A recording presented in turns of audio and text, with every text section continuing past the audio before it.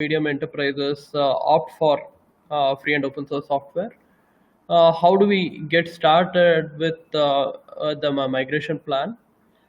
Then I look at how to set up the basic infrastructure, and certain sections that I am going to discuss are basically after setting the basic infrastructure, we will look into how to manage accounts in an organization, what are the softwares available, okay, and later are there any crm softwares that are available and such.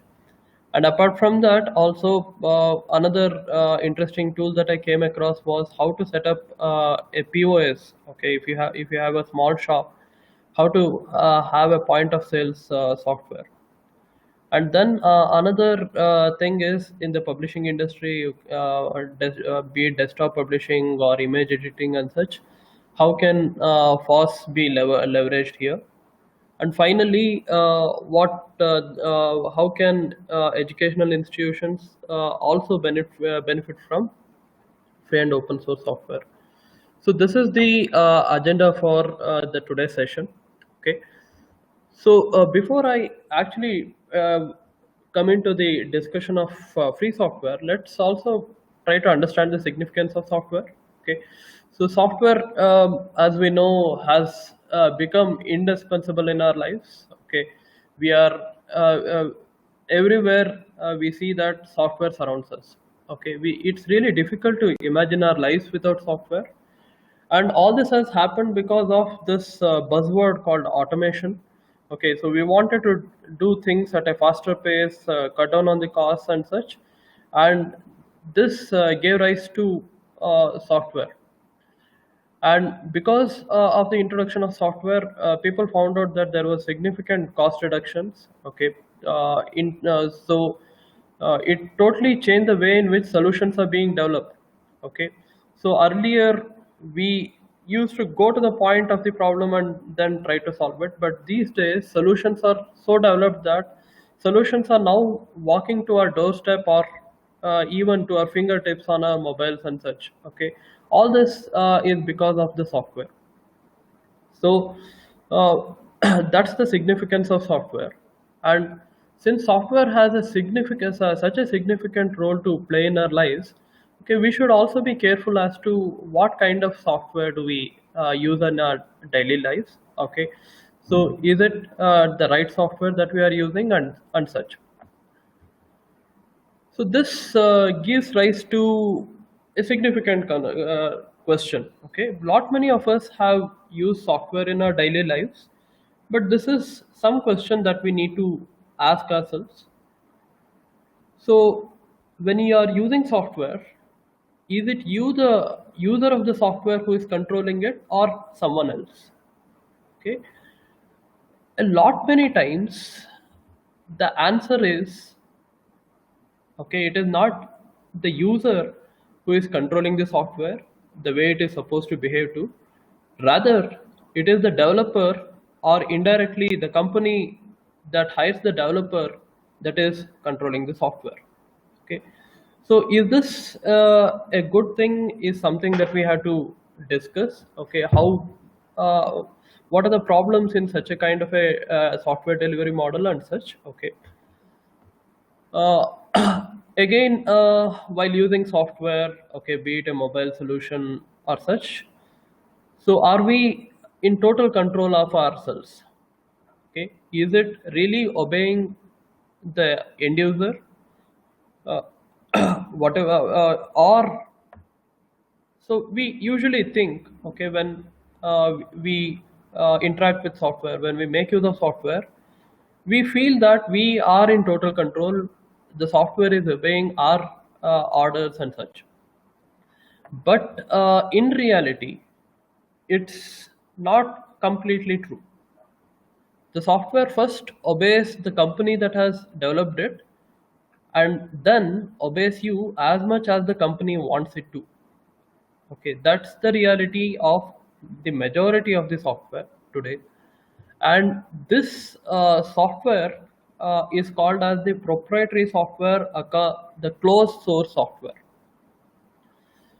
So This when it comes to software, okay, people see software as an entity, okay, and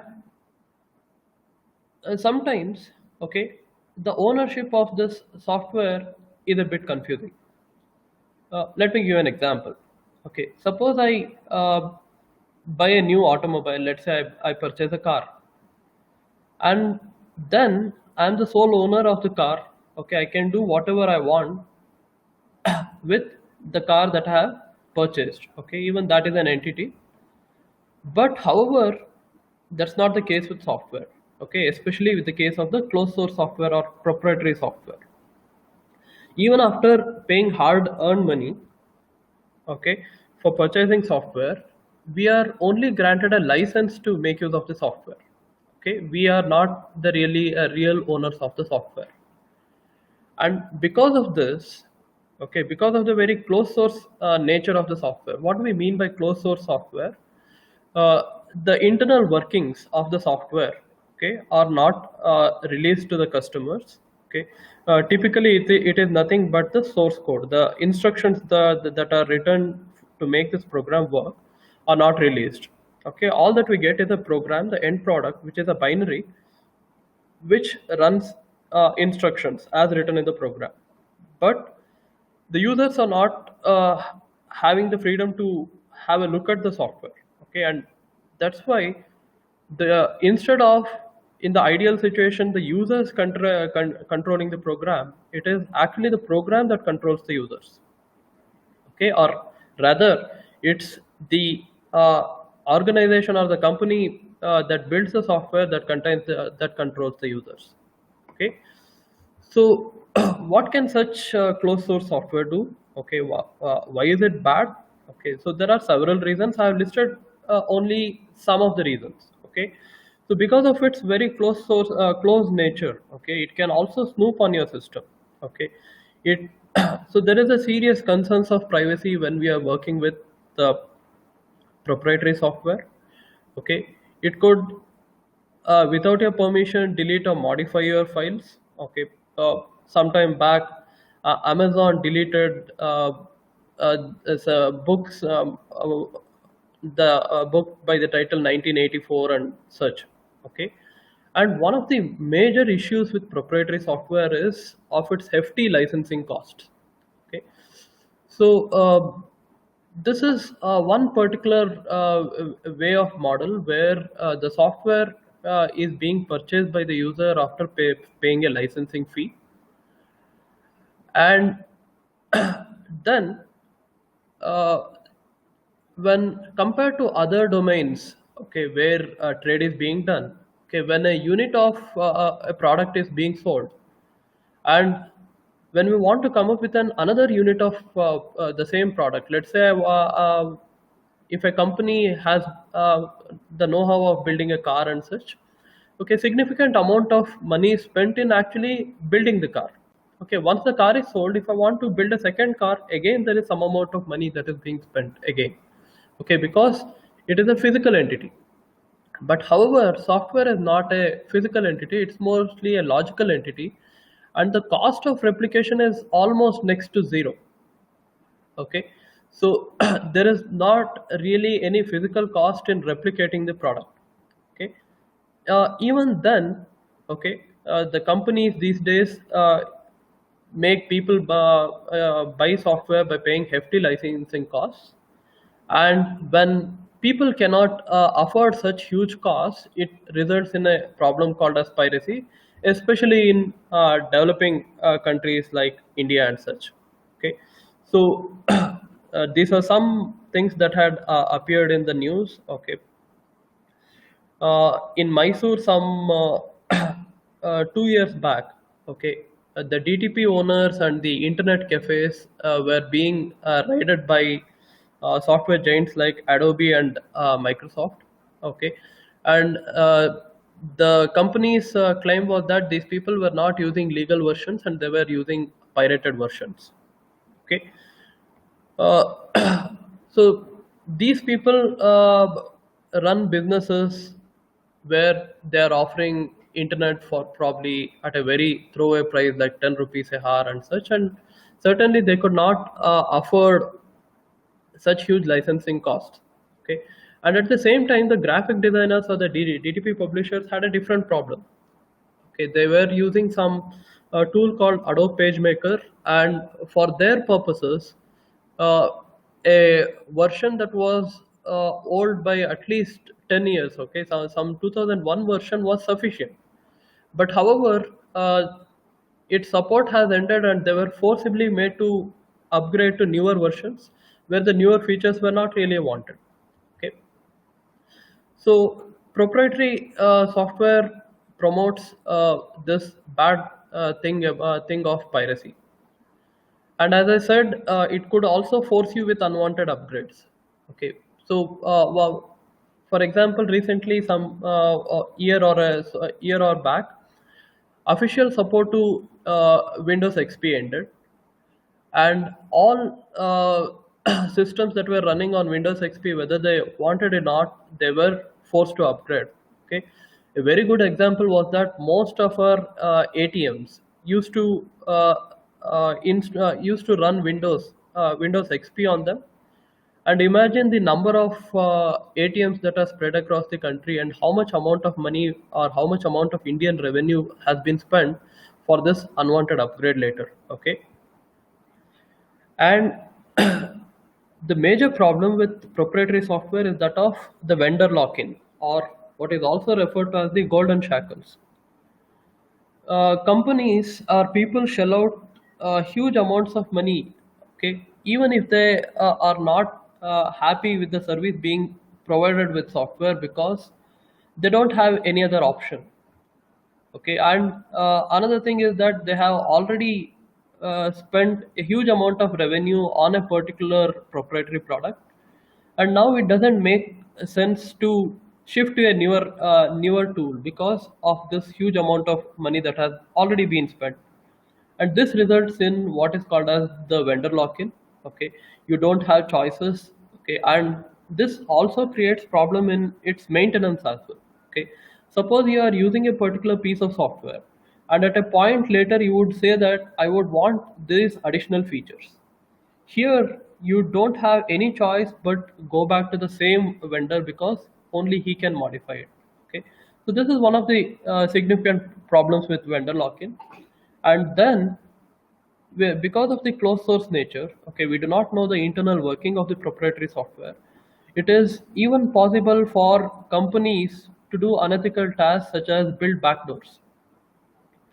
Okay, and several cases have been reported, like for example the Microsoft revealing these backdoors to the NSA and such. Okay, which results in security and privacy concerns. So now that we understood what are the issues with this proprietary software, okay, so what is the alternative that we have? Okay, so what is the solution? So the solution that I propose in front of you today is what we refer to as free software, or more in an Indian context called as the Swatantra software. So all this started in the 1970s because of a very pioneering visionary called Richard M. Stallman.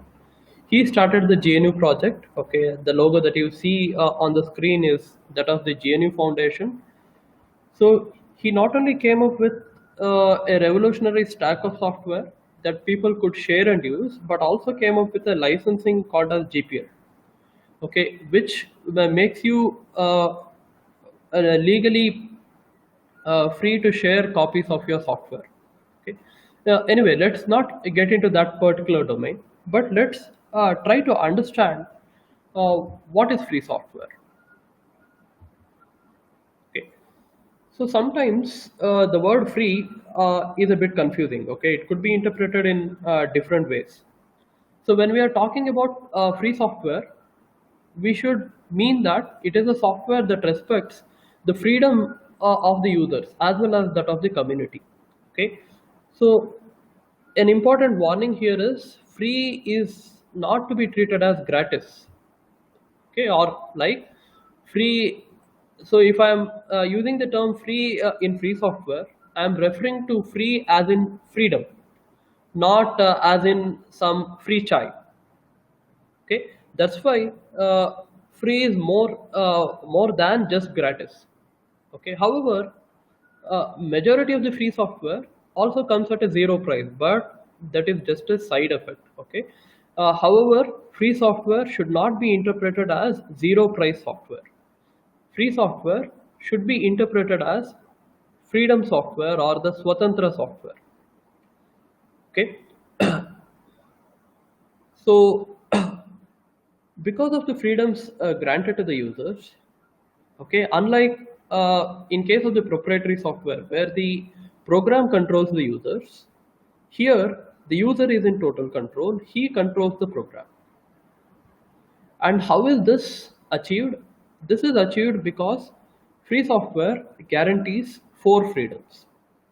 Okay, so we'll be understanding what are the four freedoms in the next few slides. So in an Indian context, okay, rather than using the term free software, okay, we can use the term Swatantra software.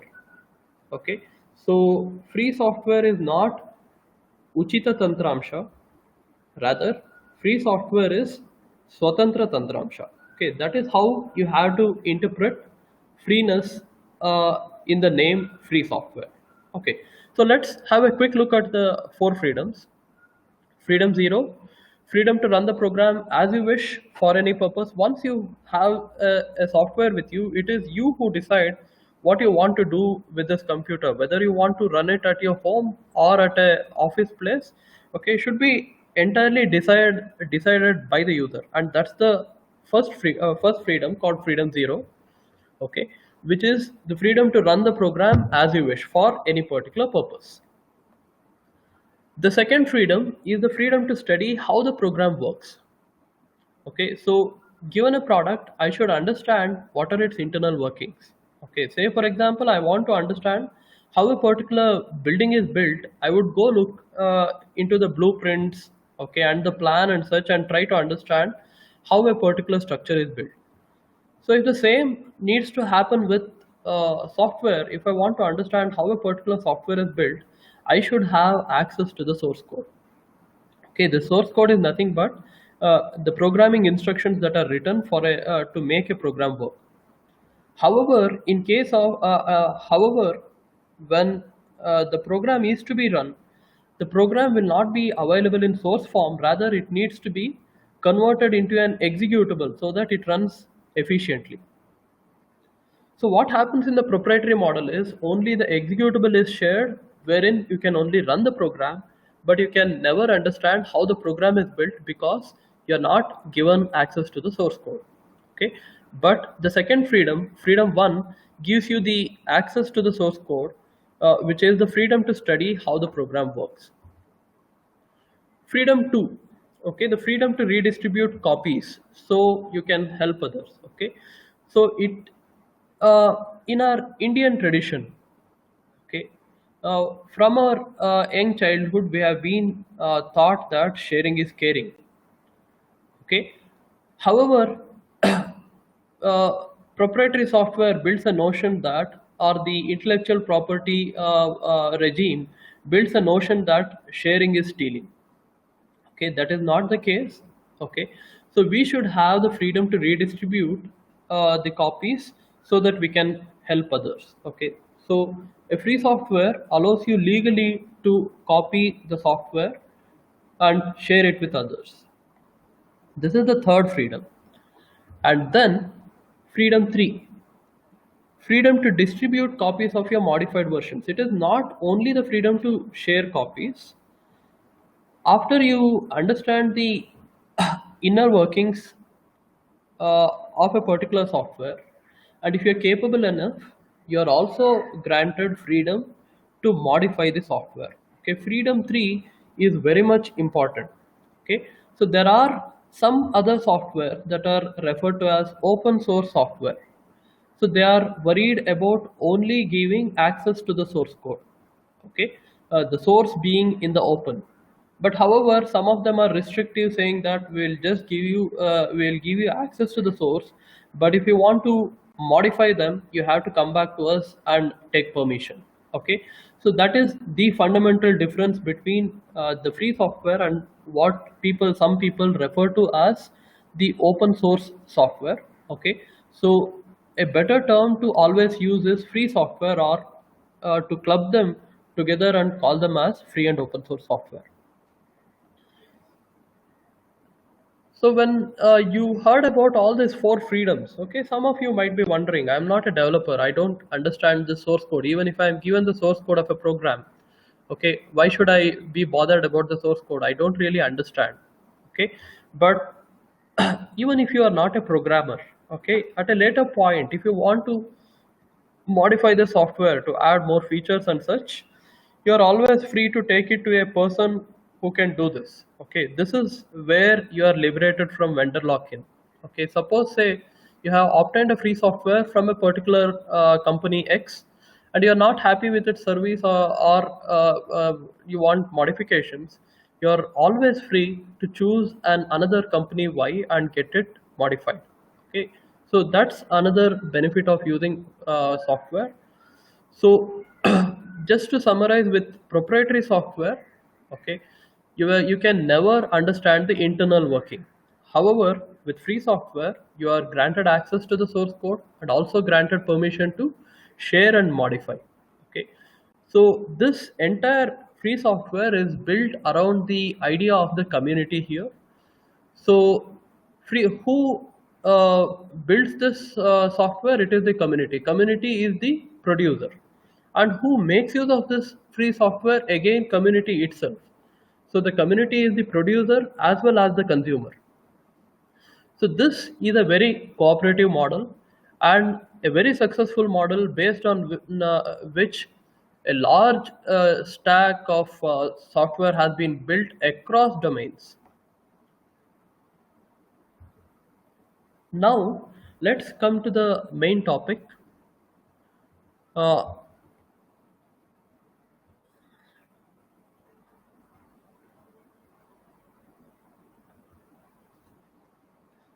am I audible now? Some of you have replied. Yes, yes, Prabodh, you are audible. No problem.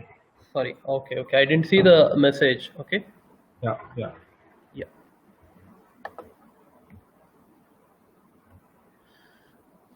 Okay. So, coming to the question as to why should small and medium enterprises embrace FOSS? Okay, it results in significant saving of revenues.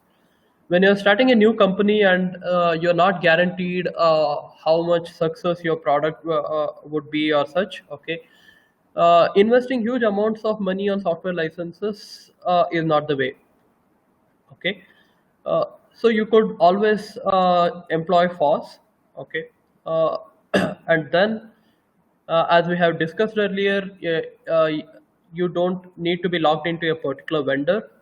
Another best thing about MSMEs is customizability. Okay, as I was talking earlier, okay, if you want your software to have more features, you want to customize it to suit your needs. It is always possible because you are granted access to the source and also permission to modify it. Okay, so this feature of free software allows software to be customized to suit a needs. A very good example is the GNU Linux operating systems that are available today. Like in case of the proprietary software, you could see only a handful of operating systems being available. But because of the very nature of customizability, you can find that there are thousands of free software operating systems, of which there are some at least 20 to 30 really good operating systems. Okay, so at times you would say that you would be spoiled for choice looking at such huge amount of software. Okay, and that's one of the benefits of FOSS. Up to date, the rate at which the software development happens in free software uh, is very high. Okay, uh, if you see in the industry, okay, if you just look at again the example of operating systems, you see that it takes years together to come up with a newer version of an operating system. Okay, but however, in the free and open source software, because there is a huge community, okay, there is a worldwide community working on such projects, the the updates continue to pour in. Okay, you can see that at least every 6 months once you see a major new release of an operating system and such. And not only so sometimes there is a myth surrounding free and open source software that since majority of this software is mostly available for free as in gratis as well, what about the quality or security with regard to FOSS? However, contrary to this claim, FOSS is found to be highly reliable and secure. Okay, the reason is because this the code base of such free and open source software is not limited to only the eyes of the workers within an organization, but it has been gone through by worldwide developers. Okay, so the more eyes that have gone into the code, it means that more defects have been identified and fixed. Okay, so such software is high have a high degree of reliability and security. Another special thing about FOSS is that, okay, it is available in local languages thanks to localization efforts. Okay, so FOSS, one of the major feature of FOSS is localization. One of the major challenges in India for digitization is that, okay, majority of the computing, all the computing services happen in a single language, that is English. Okay, and this is the reason why we are facing huge challenges in e-governance or education projects, because of which the digital literacy is not able to reach the masses. Okay, so to address this gap, okay, FOSS allows you to build software in interfaces that support all vernacular local languages. Okay, all operating systems, GNU Linux operating systems today are available in all major Indian languages. Okay, right now at least we can say that it is supported in 12 major Indian languages, and the amount of translation and localization is close to 90% with regard to operating systems and other application software. Okay, so today you can install a particular software entirely in let's say a Kannada interface. So this is another benefit using which MSMEs can cater to local audiences as well by using such software. So one of the major benefits is that with FOSS you are using globally reputed tools because there is a worldwide developer community. So when I'm talking about the developer community, it is the developers who are writing code. People, there are code reviewers, testers, okay, who make use of this software and identify bugs, file these bugs, and later again getting them right. So there is a huge fora there out in the world that is contributing to this free and open source software, and we are using such globally reputed tools to solve our local problems. Okay, so because of these reasons, it is really compelling to say that MSMEs, the way forward is FOSS. Okay, so how do we start this journey of migrating to FOSS?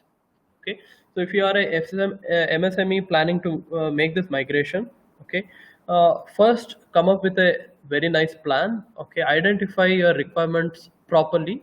It is always good to make a cost benefit analysis. Okay, try to identify what are the challenges after moving to a newer environment. So a good thing to do is that you could consult consultants that already provide such services. Okay, there are several companies that provide such consultancy services that provide you FOSS-based tools and help you in migration.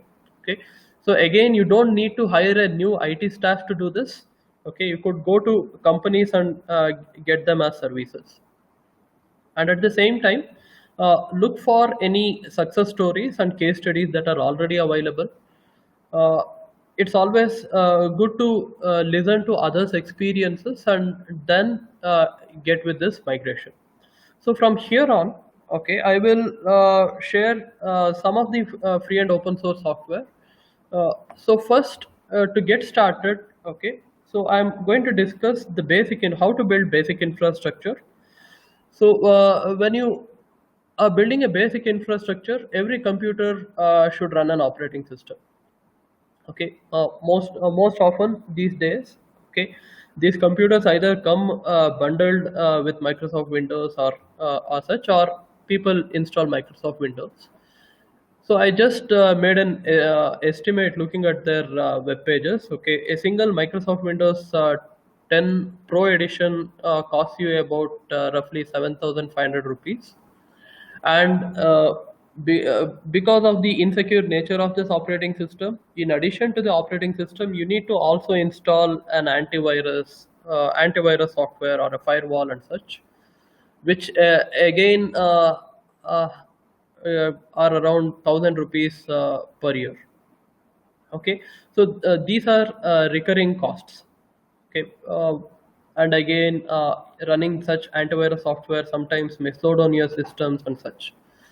So what's the alternative? There are plenty of FOSS-based OSs.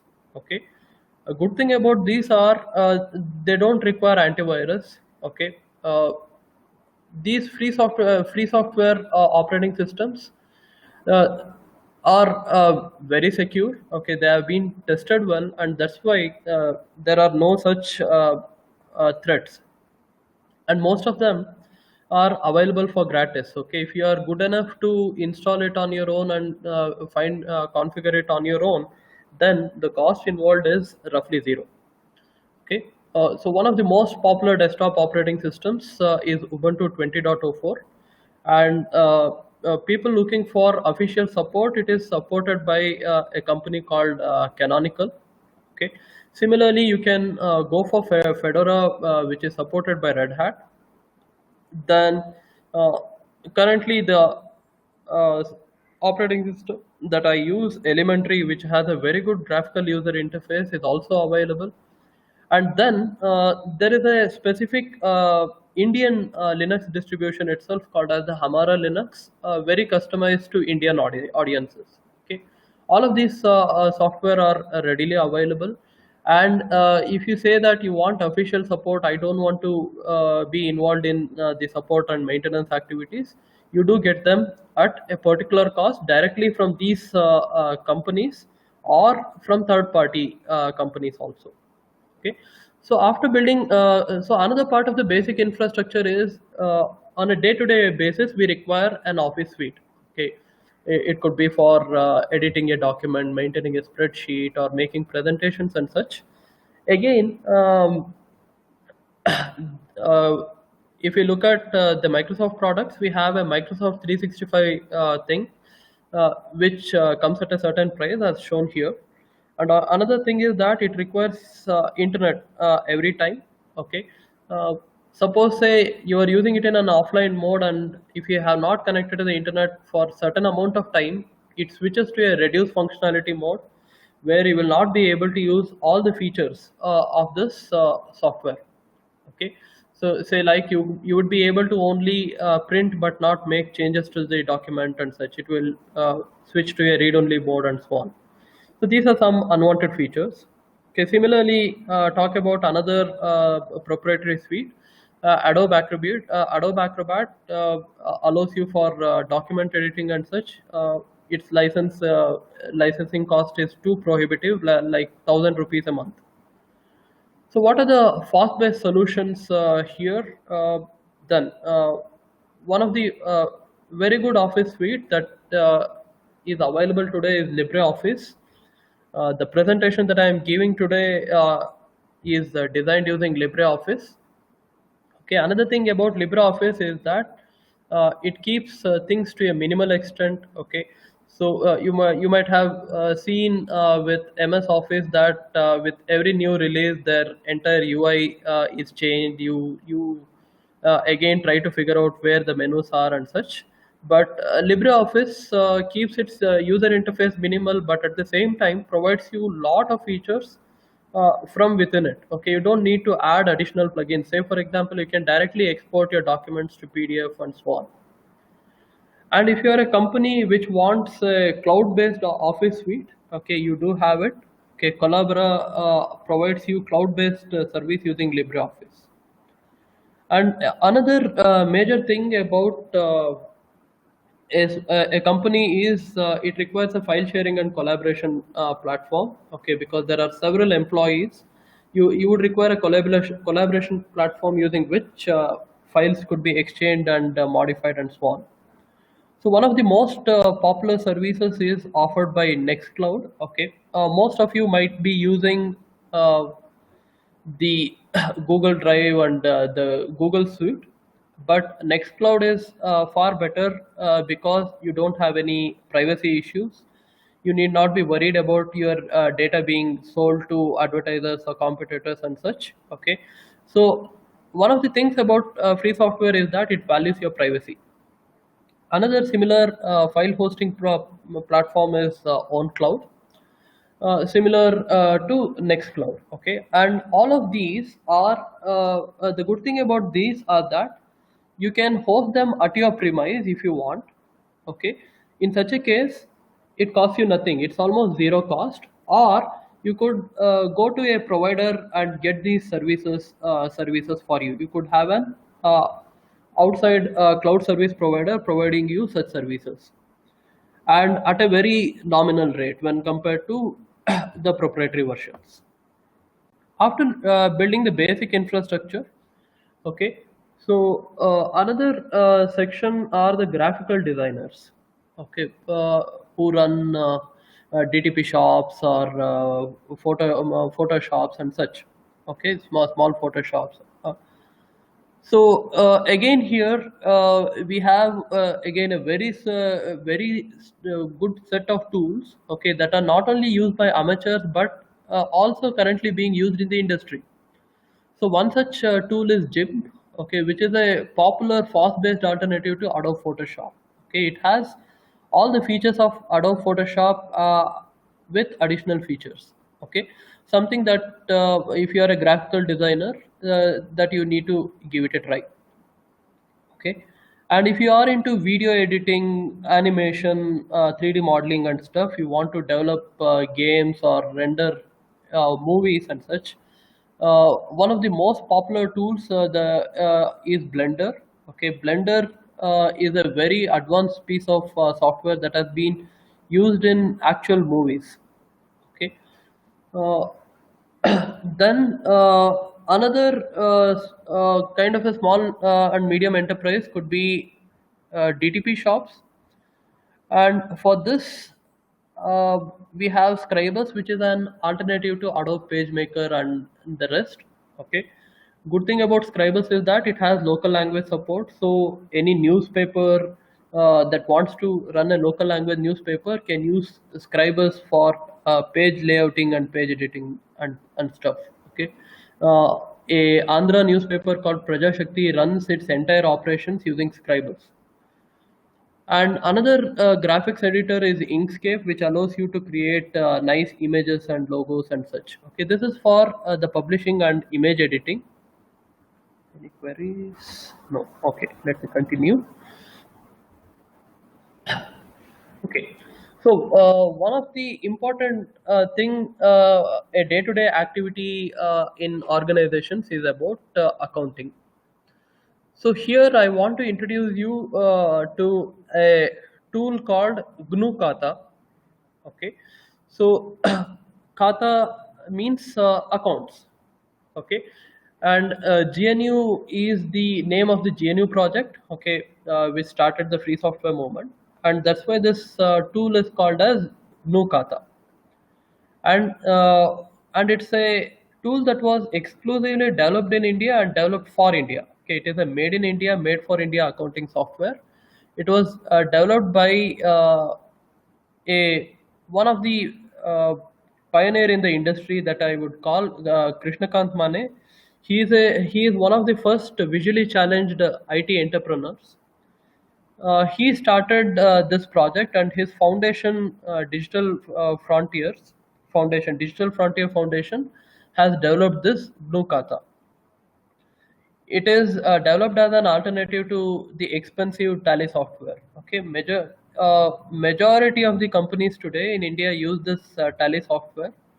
Okay, so it's annual licenses. If you want multiple licenses and a server version, goes to certain lakhs of rupees, which is really expensive for small organizations. Uh, to counter this, this project GNU Kata was developed, okay, and it's a full-fledged, free, flexible software for accounting and inventory management, and it is suitable for all scales, whether it is a small or a large company, okay. And good thing is that because it should suit an Indian scenario, it is also GST compliant. It has been certified by the government of Kerala. Also, it has been funded by IC FOSS for some amount of time. Maharashtra state in its plus one and plus two has adapted GNU Kata in teaching commerce. Okay, earlier it was Tally, now it has been replaced with GNU Kata. So you can obtain this software for free at this particular website gnukata.in.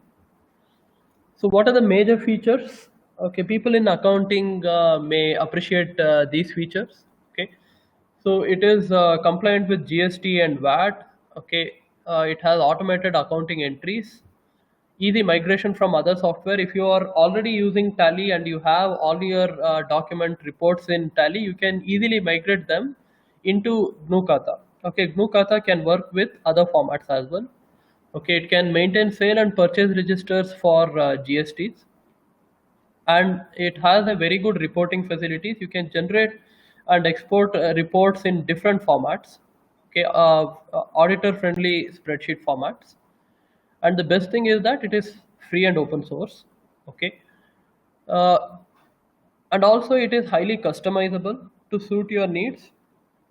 And another very good thing is that so one common thing, not just with GNU Kata, with any other free and open source software, is that how to get started, be it the installation or how to get used to the interface and such.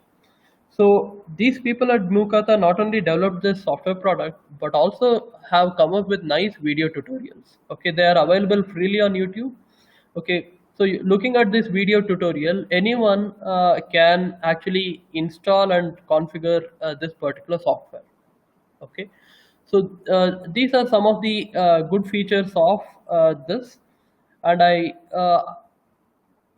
would ask you people already working with Tally or any other accounting software to certainly give a look into this particular software.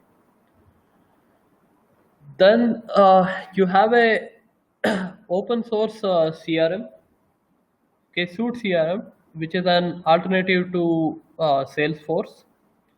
Okay, so some of the features have been listed here. Okay, you can maintain good customer relationships. You get a 360-degree view, freedom because of the reduced total cost of ownership. Okay, again here, so if you have the technical know-how, you can entirely operate this on your own, or you can get in touch with an organization and get this maintained for a certain small amount of fee. Okay, and also it has a huge community. Okay, so by community I mean not only the developers but also the users are coming with a lot many feature requests, and the enthusiastic developer community is adding these features in a timely manner. Okay, so you can find this CRM at this particular source. uh, it has right now like 4 million customers, okay, that are currently using this suite. Okay, if you go to this website, you can find success stories which are all companies that are using this suite CRM. uh, Another thing that I wanted to discuss today was to develop a point of sale. Suppose you operate a small shop, or you have a small chain of shops, okay, and you want to configure a point of sale system, okay. So again, you can do this using the open source point of sale system. Okay, I will shortly share the link to this as well. So some of the features here are you can again easily manage your stocks, okay, continuously log your expenses, generate receipts, okay. For items, you can do barcode generation and printing, keep track of supplies, okay. Come up with very good reporting which helps you in auditing at the end of the month, or things like that. Has support for multiple users. Suppose say you employ this at multiple chain of shops. Okay, you can create multiple users with the different users having different level of permissions and such. You can continuously maintain interaction with your customers by having loyalty programs, reward systems, giving them gift cards. Okay, you have a very good messaging feature for advertisements. And then for secure, say if you want to set up an online shop, okay, you have security by reCAPTCHA, and you have integrated email integration using a MailChimp client and such, okay. So these are several features that are readily available for free, which you can try.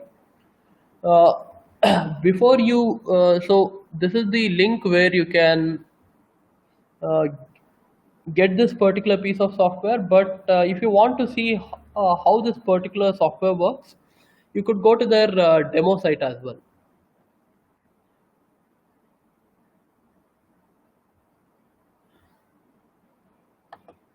So let me see if we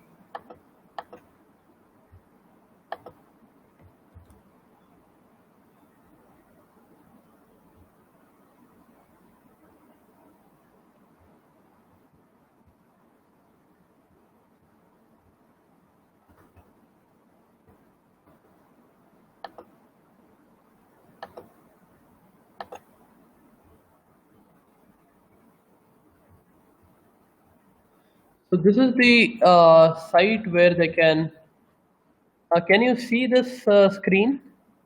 Yes, Prabodh, we are seeing the screen. Yeah, okay. So this is the POS open source point of sale site where you can get it.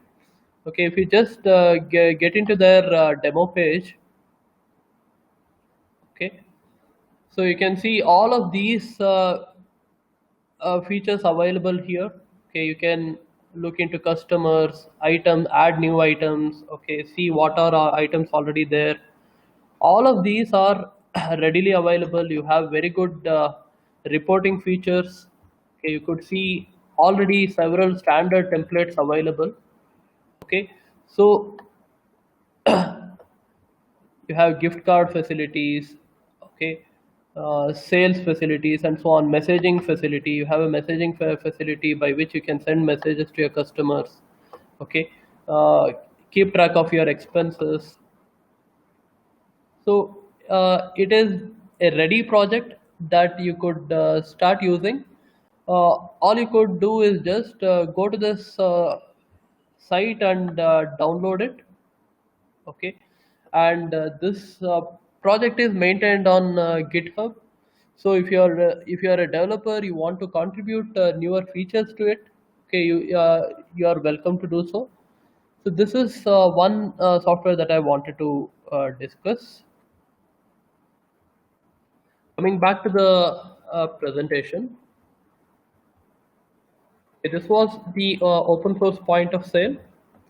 Then, if you are a company employing several teams working on different projects, then using an effective project management tool becomes equally important. Okay, so one such project management tool that I wanted to discuss was Open Project.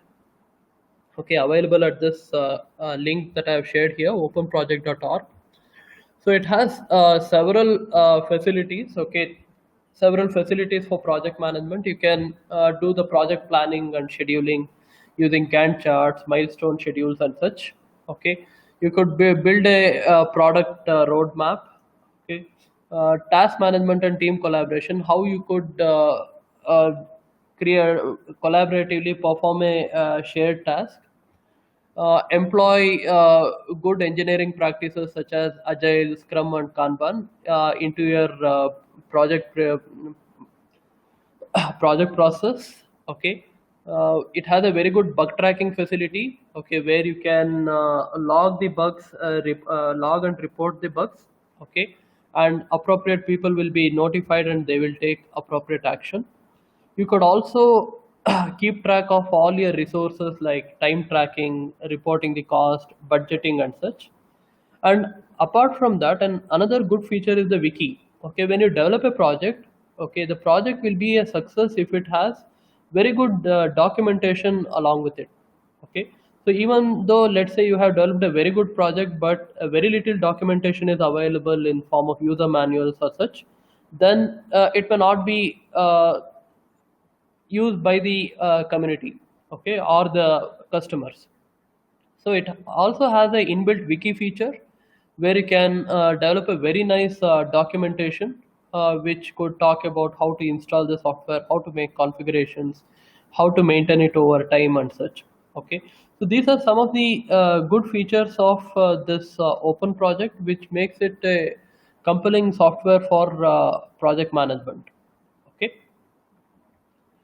and finally, uh, if we also consider educational institutions as small and medium enterprises, okay, so they can all there is a huge avenue for educational institutions to embrace free and open source software. So all their computers at universities or colleges could switch to use free and open source operating systems. Okay, and the good thing about such operating systems, one example that I've shared here is the Debian Edu, or what is also called as the Skol Linux. So usually, what happens in educational systems is you install an operating system, and then based on your needs, okay, you are going to install several different educational software one by one.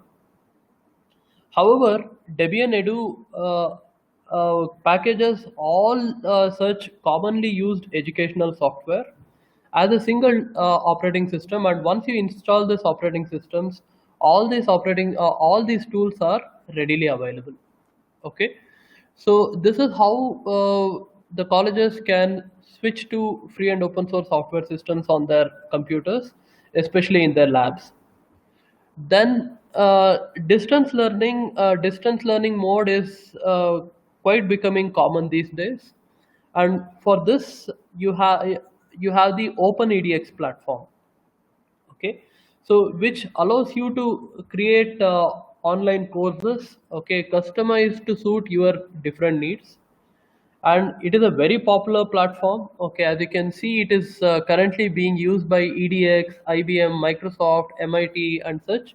So lot of these top-notch universities and organizations are offering their courses on OpenEDX platform. And if your organization intends to host such courses, you don't need to worry about how to purchase a software to develop such infrastructure. You can do that using OpenEDX. Okay. So one such example is IIT Bombay is delivering several courses using this OpenEDX platform. They have created their own instance called as IIT Bombay X, on which several courses are available for the student community.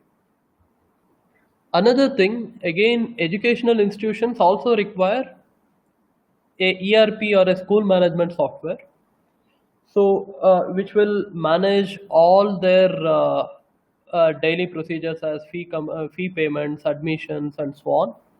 So one such popular alternative is Fedena. Okay, it has a plethora of features. If you look into their website, it has something like 100 plus modules. Okay, which can be used right from admissions till the point of managing hostels. Everything in an academic environment can be managed using this software. Okay, and this software is available at a very nominal and nominal cost.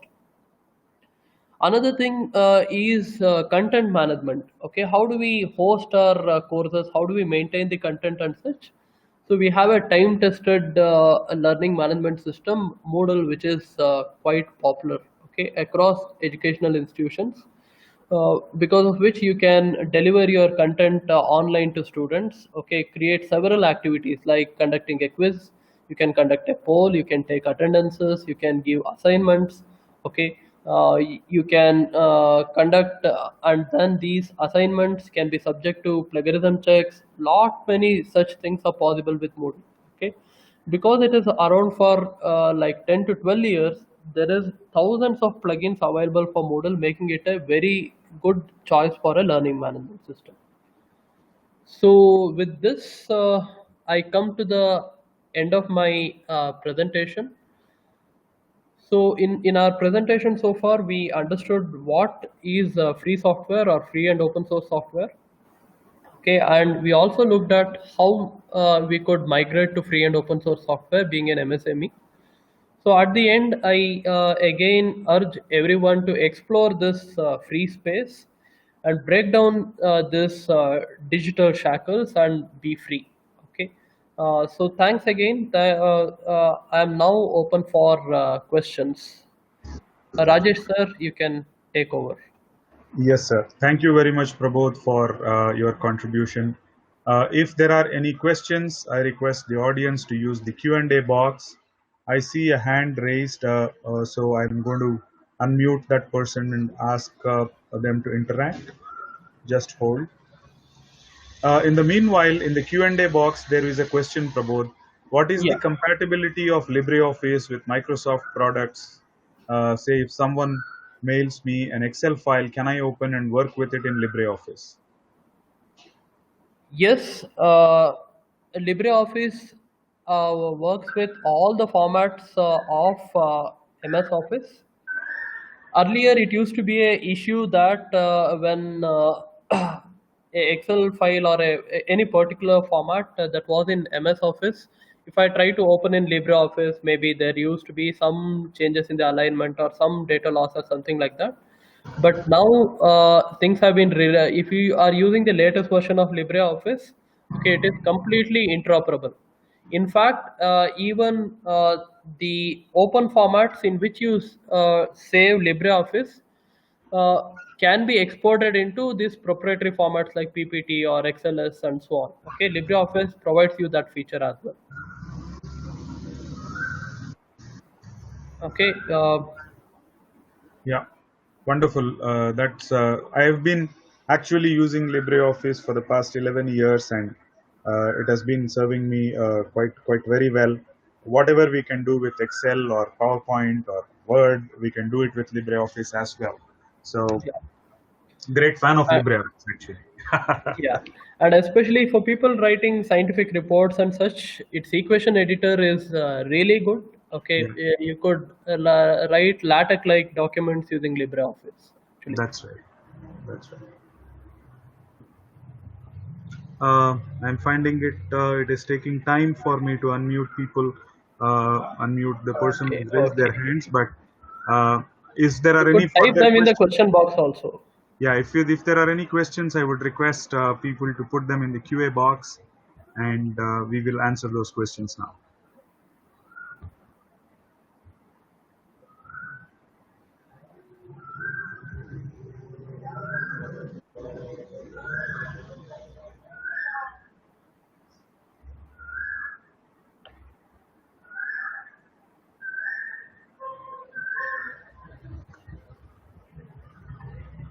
Great, Prabodh. I don't see any questions coming up. I Okay, think your okay, yeah, presentation was quite clear, and the kind of different softwares that you have reviewed and showed us how we can use are probably something which is really interesting to people. And I see something coming up in the QA box. yeah. Okay, so in what way we can help the MSMEs for funding support through trusted free open source software like registrations, provide documents and fees and so on. Mr. Sanjeev Dey, I will unmute you. I think you can directly interact with the.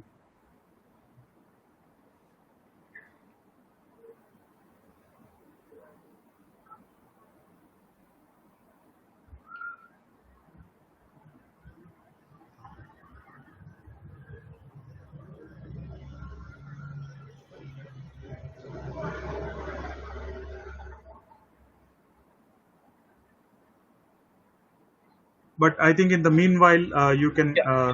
attempt to answer. In what way? Could you rephrase the question?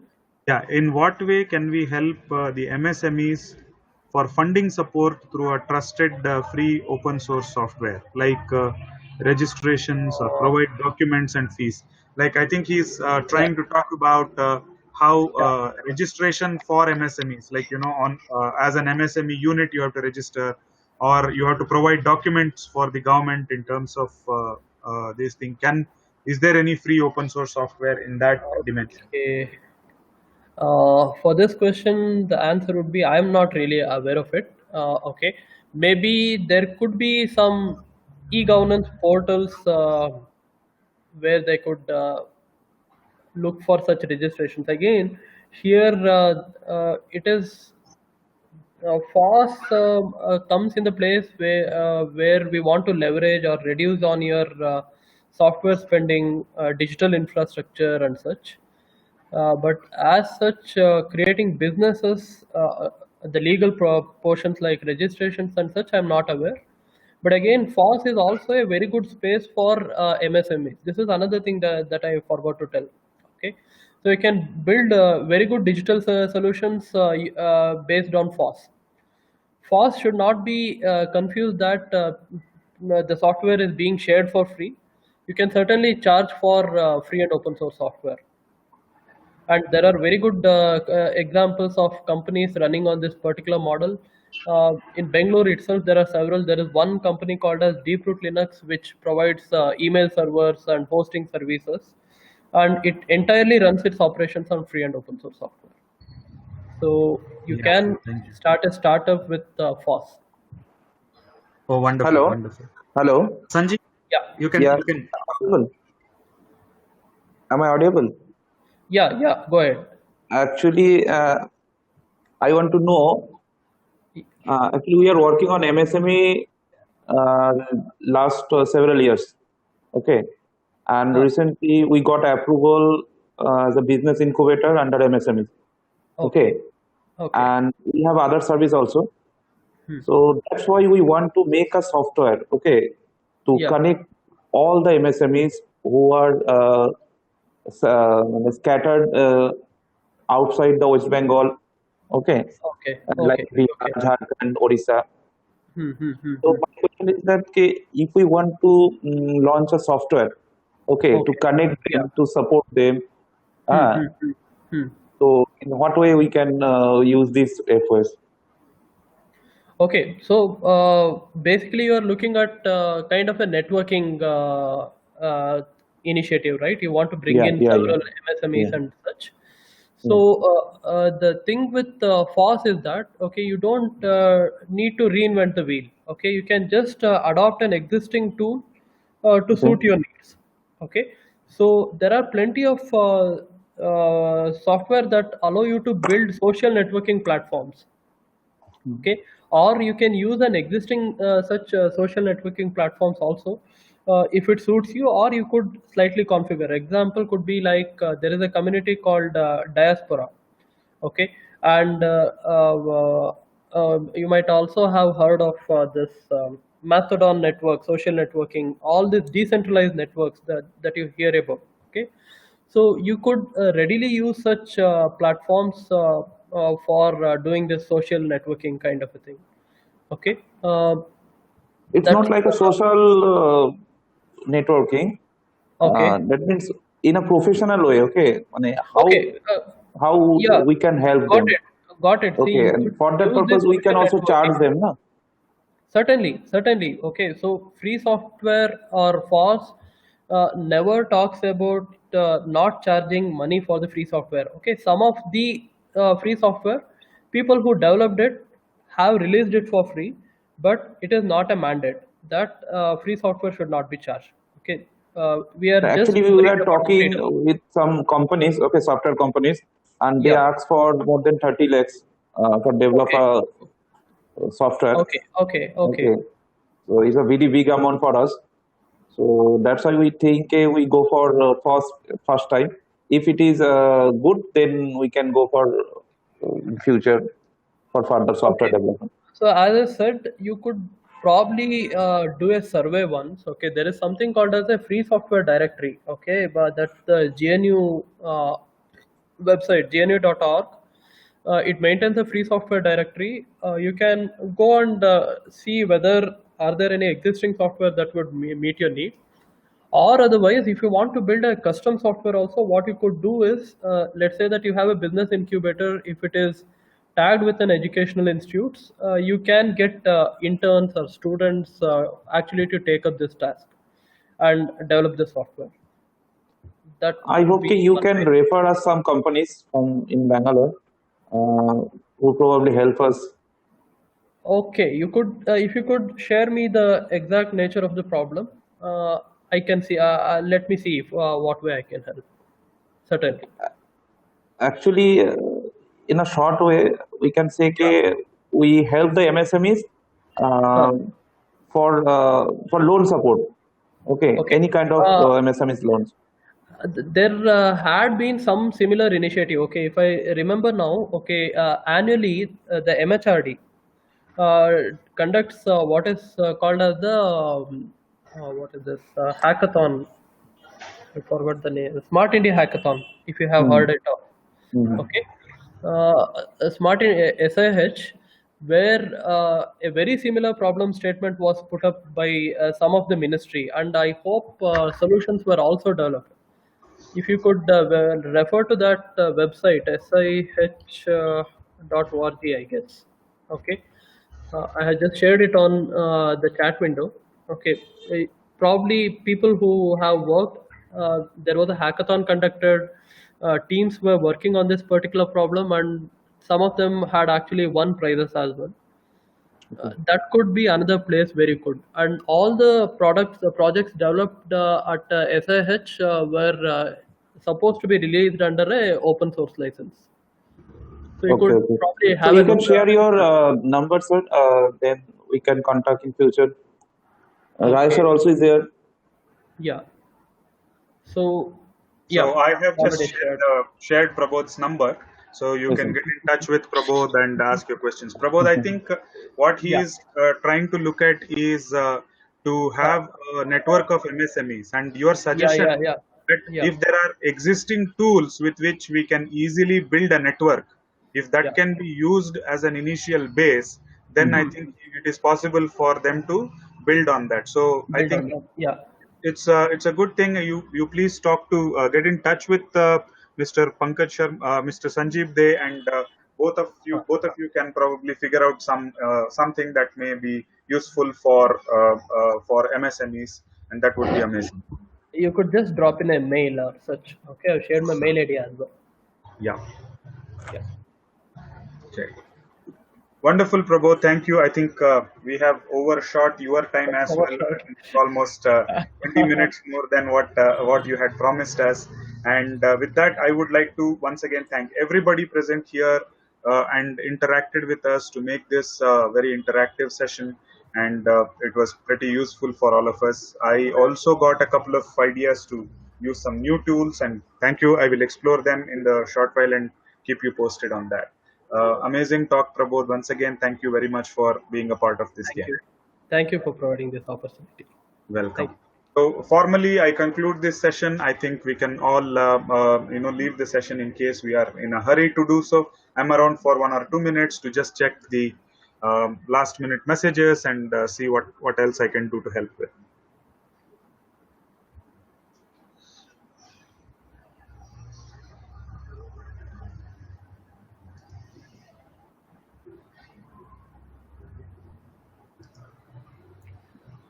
How many participants were there, Rajesh? Any idea? Yeah, I think we had about 22 people in the peak time, and then some people Oh, dropped off in the middle. yeah, yeah. Okay, okay. Rajesh sir, can you hear me? Yes, sir. Sir, I can hear you. Ajay. Okay. Prabodh sir, Hello, sir. Ajay Kumar from MBA department, SIT. Yeah, yes, sir. Very nice How are you, sir? presentation. Very nice presentation. I was very happy. Oh, thank you, sir. Okay. Thank Sir, you, I sir. have one doubt. If you can quickly answer Sure. my doubt. You see, Sure, sure. this is regarding many international journals are asking for this LaTeX form of presentations. Yeah, yeah.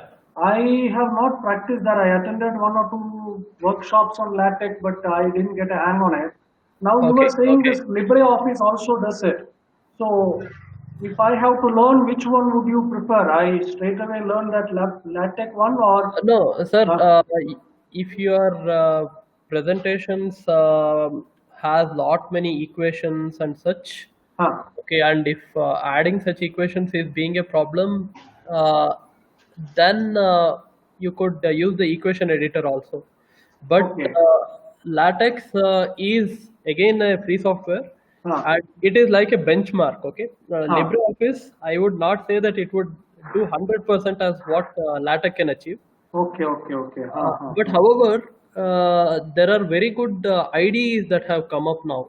Okay, okay, so you don't need to remember all this commands and all. Okay, okay, so one of them that I would suggest is TextMaker. Okay, this Can, is this tool. can you repeat? TextMaker. Can you repeat, I'm sir? typing them in the chat window here. Okay. Are you able to see it? No, it has not yet come. TextMaker. Rajesh sir, are Yes, my sir. chat window going to everyone? Yeah, I think it's going to everyone, but just let me make sure that I'll type it again. Text me. It has come. Okay. It has come. Text maker. Yeah. Okay, sir. Okay. So these are again available for free. Okay, if Okay. you install it and such, okay, so you get pull down menus and such using which you can easily actually generate documents. Okay. Why I asked you is some of the international journals they don't Yeah, accept Word files when you submit the. true. They want it in the LaTeX listing only. Yeah, sir. So. If you start using LaTeX and get used to it, okay, Uh, you will see its power, and you would never go back to Word or I something like actually that. what happened, I attended one workshop, then I Yeah. didn't pursue it. So that's why maybe Okay. I have Okay. downloaded to my system. Maybe I should learn it now. Okay. Yeah. Hmm. Thank you, sir. Very good presentation. I came to know Yeah. about a lot of things. Thank you. Thank you, sir. Thank Thank you, you. sir. Bye. Bye. All right, Prabodh. See you. Okay. Catch up with you Okay, later. sir. Thanks. Yeah. Bye. Bye, sir.